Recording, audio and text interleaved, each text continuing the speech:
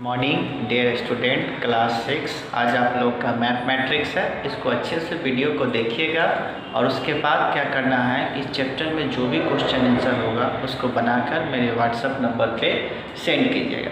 तो पहले हम समझाएंगे कुछ ग्लोब एंड मैप के बीच में। यह चैप्टर 1 है, ठीक है।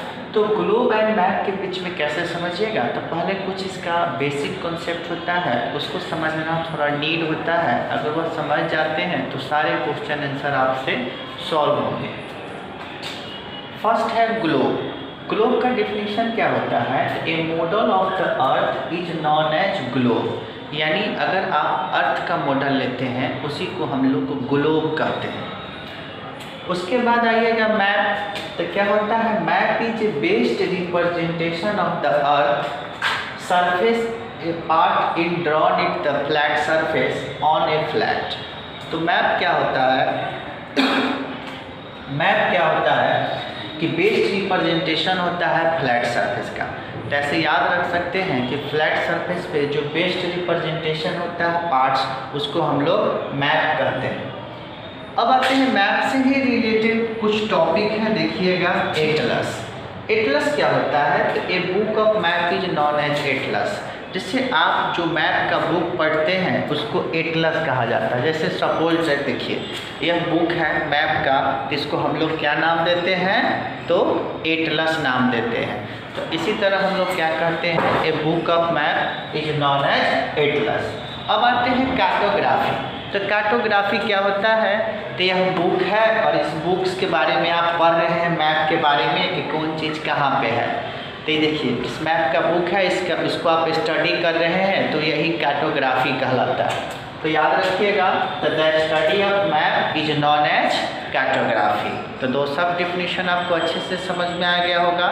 The cartography, the study of map, Atlas A book of map, map, the map is a based representation on the flat surface, globe a model of the earth। लेकिन आपको question answer बनाना है, इसलिए पूरे को language के साथ आपको mention करना होगा।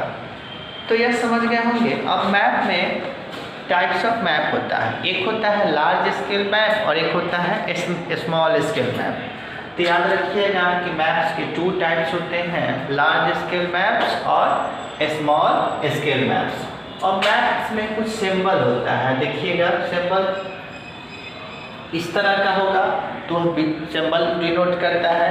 तो देखिएगा इस तरह की जो सिंबल होगा वह किसको डिनोट करेगा, तो इंटरनेशनल बाउंड्री को। तो जो इस तरह की सिंबल होगा समझ जाइएगा कि वह इंटरनेशनल बाउंड्री को डिनोट करता है। तो मैप में कुछ रिप्रेजेंटेशन दिया जाता है, अगर इस तरह की सिंबल होगा ऊपर इस तरह के पर, तो समझ जाइएगा कि वह टेम्पल को डिनोट करेगा।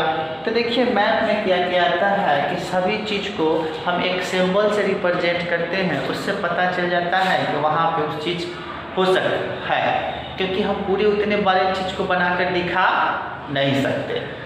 तो यह समझ में आया होगा। अब इसमें होता है कुछ साइन। देखिए पहले इसको हम लोग जो मैप में जो साइन होता है उसको हम लोग कन्वेंशनल साइन कहते हैं। जैसे देखिए अगर इस तरह की कोई साइन है, अगर वह ऐसे है ऐसे है ऐसे है, तो आपको समझना होगा कि यह रिवर है। इस तरह की साइन होगा तो वह रिवर होगा। तो मैप में कन्वेंशनल साइन देकर हम लोग इसको इंडिकेट करते हैं। अब आइए थोड़ा समझिएगा, डायरेक्शन समझिएगा। मेन डायरेक्शन 4 होता है, ईस्ट, वेस्ट, नॉर्थ, साउथ। एक होता है ईस्ट, वेस्ट, नॉर्थ, साउथ। फिर से देखिए जब ये दोनों डायरेक्शन ज्वाइंट होगा फिर क्या बनाएगा, नॉर्थ ईस्ट। फिर इधर क्या होगा इसके बीच में, तो हम लोग साउथ वेस्ट। उसके बाद फिर यहाँ पे क्या लेंगे, तो साउथ ईस्ट, और यहाँ पे क्या लेंगे, तो नॉर्थ वेस्ट। तो इस तरह से लिख सकता है कंडीशनल डायरेक्शन। और मेन डायरेक्शन कितना होता है, 4। तो मेन डायरेक्शन पूछेगा तो 4, कंडीशनल डायरेक्शन पूछेगा तो क्या बताइएगा, नॉर्थ ईस्ट, साउथ वेस्ट, फिर नॉर्थ वेस्ट और साउथ ईस्ट। तो इस तरह से आपको समझ गए होंगे। और उसके बाद क्या कीजिएगा कि वीडियो को अच्छे से देखने के बाद वर्क को बनाकर मेरे व्हाट्सएप नंबर पे सेंड कीजिएगा। That's all.